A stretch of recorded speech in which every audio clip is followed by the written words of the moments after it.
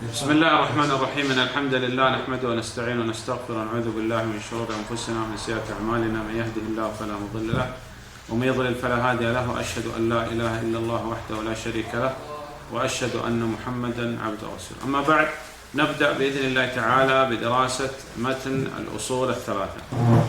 بسم الله الرحمن الرحيم والصلاة والسلام على رسول الله.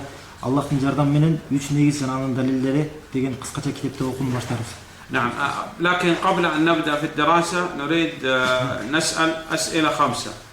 Бирок муну китепти окуп баштаардан мурда биз 5 суроо бермекчибиз. السؤال الأول: لماذا ندرس التوحيد؟ لو قال لنا قائل لماذا اخترنا أن يكون الدرس اليوم في التوحيد؟ لماذا لم يكن مثلا في اللغة أو في الفقه مثلا أو في الأصول؟ نعم. Birinchi суроо: эмне үчүн биз тавхидти үйрөнүп жатабыз? Бизден эгерде бир адам сураса, эмнеге биз тавхидти үйрөнүп жатабыз бүгүнкү күндө? Эмнеге биз тилди окуйбыз? Эмнеге биз фикхти окуйбыз? Же башка нерселерди окуйбуз? Эмнеге биз тавхидти үйрөнүп жатабыз деп сураган болсо? نعم، لماذا؟ Эмнеге? لماذا ندرس التوحيد؟ نعم. Потому что таухид — это осознанность для таухида, и это является сотрудничеством. خلقنا الله سبحانه وتعالى لنوحده. نعم.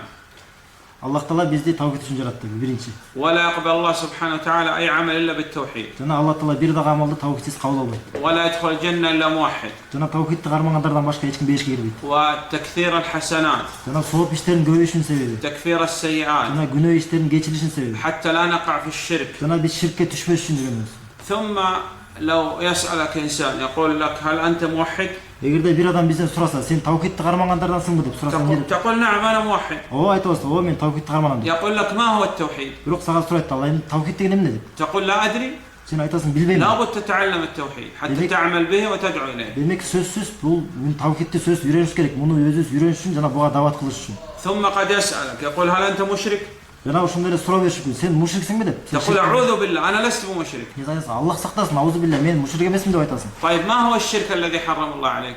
Демек суроо беребиз. Анда Аллах Таала арам кылган, сага арам кылган ширк бул эмне деп сурайбыз. إذا كنت لا تعرف الشرك نقول لعلك واقع في الشرك الأكبر وأنت لا تدري. Анда эгерде сен ширк эмне экенин билбесең, мүмкүн сен ошол чоң ширкке түшүп жүргөнсүң, сен аны өзүң билбей жүргөндүрсүң. إذا أهم شيء أن نتعلم التوحيد حتى نعمل به ونتعلم الشرك حتى نجتنبه. Демек эң маанилүү нерсе биз сөзсүз тавхидти үйрөнүш керек, ошону иш жүзүндө аткарыш үчүн жана ошондой эле ширкти үйрөнүшүбүз керек, ошондон алыс болуш үчүн. هذا السؤال الأول: لماذا اخترنا أن ندرس التوحيد؟ Демек бул биринчи суроого жооп, эмне үчүн биз тавхидти үйрөнүүгө тандап алдык? Бүгүн тавхидти эмнеге үйрөнүп жатабыз? السؤال الثاني: لماذا ندرس هذا المتن، متن الأصول الثلاثة؟ Эми экинчи суроо: эмне үчүн биз ушул матынды, ушул кыскача китепти 3 негиз китебин тандадык?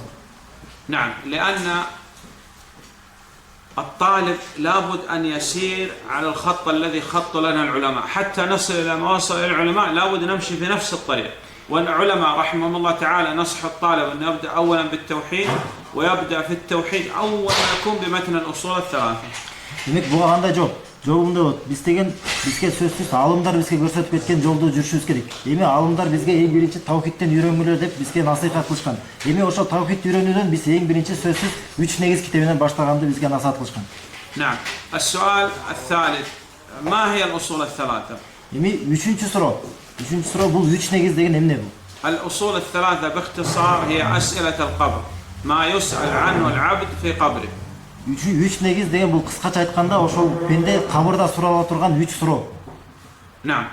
تسأل في القبر من ربك وما دينك ومن نبيك عليه الصلاة والسلام. Сен кабырда 3 суроого жооп бересиң. Сен Роббиң ким, сенин диниң кайсы жана пайгамбарың ким деген суроого жооп бересиң. نعم.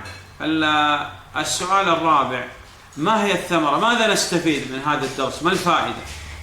Төртүнчү суроо. Бул 3 негизди үйрөнгөндөн кандай пайда, кандай мөмө жемиштери бар? الفائدة أننا إذا تعلمنا الآن الأصول الثلاثة ثم عملنا بها ثم دعونا إليها وصبرنا على العلم والعمل والدعوة، إذا صنعنا هذا في الدنيا بإذن الله نجيب عن أسئلة القبر، وهذا من أنفع وأعظم الفوائد. Эми мунун пайдасы жөнү төмөндөчү.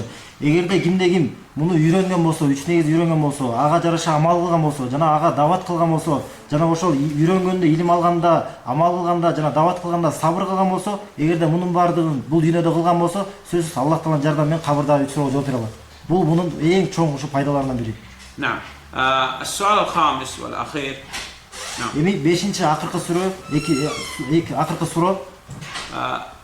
أي كتاب تقتنيه أو إذا أهدي إليك كتاب أقل شيء تقرأ في هذا الكتاب تقرأ المقدمة وفهرسة الكتاب حتى تعرف محتوى الكتاب. Ар бир китепти окуп баштардан мурда же болсо бир китепти бирөө сага бир китепти хажа кылып белек кылып берген болсо сөзсүз анын ошо кириш сөзүн жана ичиндеги мазмунун билишибиз керек. فإذا أردنا أن نعرف محتوى هذا المتن المبارك هذا المتن يحتوي على أقسام 5. نعم. Демек, бул китептин мазмуну кандай деген болсок, муну билсек, бул китеп 5 бөлүктөн турат. المسائل الأربع. Биринчи бөлүгү 4 маселе. والمسائل الثلاثة. Андан кийин экинчиси 3 маселе. ولماذا ندرس التوحيد. Кийинки бөлүгү эмне үчүн биз тавхидти үйрөнөбүз. وشرح الأصول الثلاثة أسئلة القبر. Жана кабырдагы суроо 3 суроонун 3 негизин түшүндүрмөсү. وخاتمة الكتاب. Жана китептин акыркы бөлүгү. الأول المسائل الأربع سورة العصر العلم والعمل والدعوة والصبر. Биринчи бөлүгү бул 4 маселе сүрө Аср сүрөсүндө камтылган бул илим, амал, дават жана сабыр. القسم الثاني المسائل الثلاثة يعني أنواع التوحيد الثلاثة. Экинчи бөлүгү бул тавхидтин 3 түрү, 3 маселе деген тавхидтин 3 түрү боюнча. ولماذا ندرس التوحيد القسم الثالث. Жана 3-чү бөлүгү биз эмне үчүн тавхидти үйрөнөбүз. والرابع شرح الأصول الثلاثة أسئلة القبر. Жана 4-чүсү бул деген 3 негиздин баяндамасы, кабырдагы 3 суроонун баяндамасы. والخامس الخاتمة. Жана 5-чи бөлүк бул китептин акыркы бөлүгү, аягы. والله أعلم. Аллах жакшы билүүчү. نعم الآن